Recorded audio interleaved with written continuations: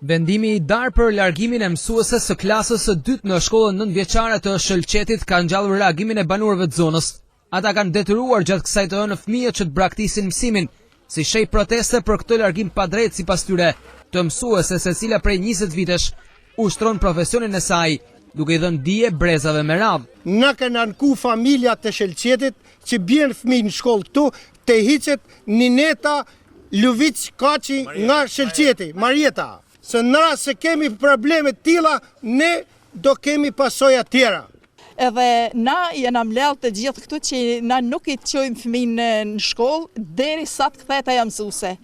Në kuptim që ajo mësuese ashtu zëvendësu me një mësuese edukatore që ka edhe 2 muaj me dalë në pension, edhe kështu që këta janë të bë dallavere për arsye se me siguri të gjepi. Ato kërkojnë rikthimin e mësueses në punë dhe ajo të mos zëvendësohet nga persona të cilat sipas tyre i kanë lidhjet me darë dhe drejtorinë e shkollës.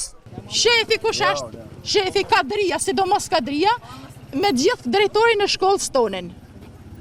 Që ky drejtori i shkollës na bani fije në punë mshetas, jo direkt. Ai ka drejt me ardh me ne, mu ballafaqiu me ne. Edhe mi zgjidh ta punë. Për ndryshe na marrim rrugë tjera.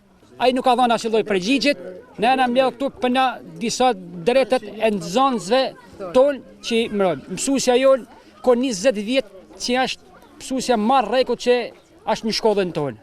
I baj thirrje Ministrisë Arsimit zotë Nenita Nikolla ta shqyrtojnë këtë çështje. Për arsye na nuk i lajmë fëmijët me shku në shkollë, edhe do të pashkallësojmë protestet deri në mbylljen e shkollës. Unë bëj kërkesën se një ke mësuese, nuk theft në mësim do ta bëj vajzën. Në arsye do të hek edhe 4 tjerë, si kam në shkollë, edhe të kthej shtëpi. Kam djalin në klasë 2. Prap, djalin e kam marrë vetëm për mësueses. Për arsye të mësueses. Lek nuk ka kërkush me tretësat. Janë të na detyruar me braktis fshatin.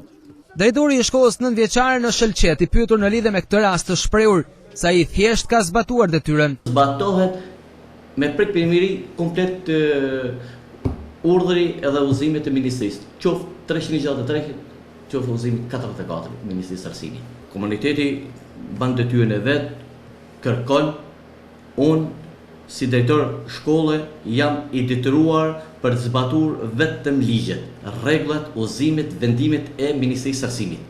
Rastet e largimeve të mësuesve në mënyrë të padrejtë nuk janë të pakta në Bashkinë Valdez, dhe kjo është bërë me dije edhe nga drejtuesit e bashkisë, të cilat i kanë kërkuar darë që të zbatojë ligjin për mësuesit dhe jo të përdor bindjet politike për shkarkimin e mësuesve që ushtrojnë profesionin e tyre prej vitesh.